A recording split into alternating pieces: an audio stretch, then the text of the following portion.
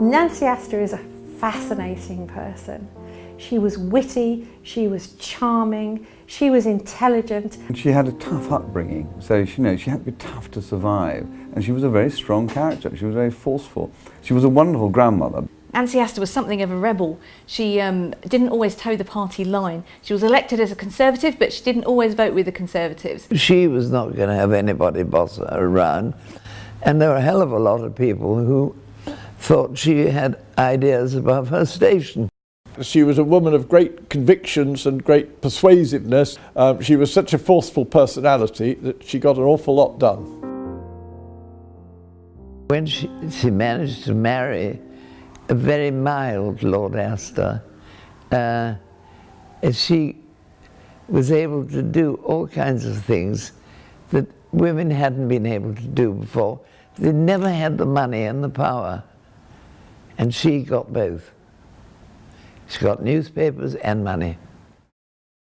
After the Parliament Qualification of Women Act was passed, women candidates stood in the general election in 1918, and one of them was actually elected. This was Constance Markievicz, who was elected for Sinn Féin in Ireland, but because she was a member of Sinn Féin, she never took her seat.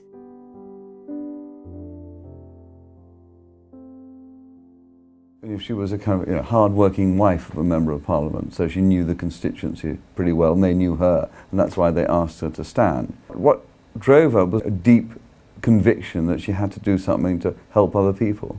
Because I wanted the world to get better, and I knew it couldn't get better if it's going to be ruled by men. Matter of fact, I think it's amazing how well the men did for 2,000 years, considering they tried to do it alone. Nancy Astor said in her campaign leaflet that what was really important to her was the peace, progress and prosperity of the country. She was standing for Plymouth Sutton, which was a port of course, and she made it quite clear that she wanted to work for the soldiers and the sailors and to their wives and children.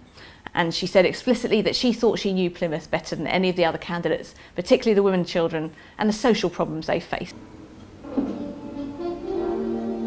My mother had for years been trying to get me to apply to go on Mastermind, and I'd never been able to think of a specialised subject. In 1982 I watched a BBC dramatisation of Nancy's life and found it fascinating enough to get me to read a biography of her. I thought, well, here's a great subject. Your name, please? David Beamish. Occupation? House of Lords Clerks. Your chosen specialised subject? The life of Nancy Astor. I think it must have been quite startling in a very male-dominated environment when a woman was on the floor of the House of Commons for the first time. I research here at Special Collections at the University of Reading in the Nancy Astor papers. We have a huge collection here. It's over 2,000 boxes.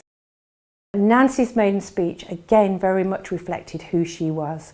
It was her commitment to Christian Science. It was influenced absolutely by her abhorrence to drink. The first bill ever introduced by a female MP was introduced by Nancy, and again it was about drink. It was the intoxicating liquor bill, which is one of the reasons why we still have to wait until we're 18 to drink today.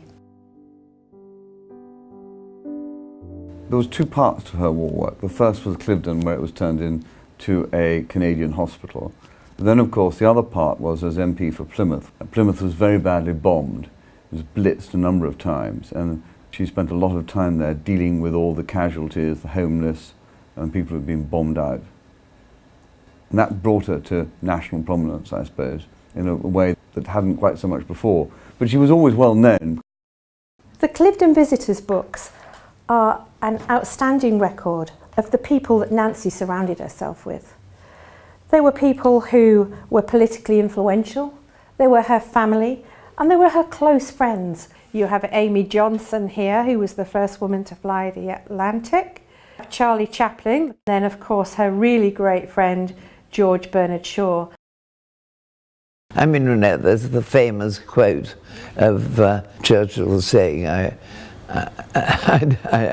don't want to have anything to do with that woman, you know. There were no other women at the time. Nancy was aware from the moment she took her seat in Parliament of her place in history. She was also incredibly supportive of those early female MPs who came immediately after her. Nancy Astor was not specially interested in women's lives because she was interest in whatever touched her. If it happened to coincide with women's lives, so be it. If it happened to coincide with men's lives, so be it also. Nancy Astor was elected in 1919 and held her seat continuously till 1945. That's quite an impressive parliamentary career by any standards. She never lost an election in that time. She found her vocation in Parliament. I suppose her real legacy is, it doesn't matter really where you come from.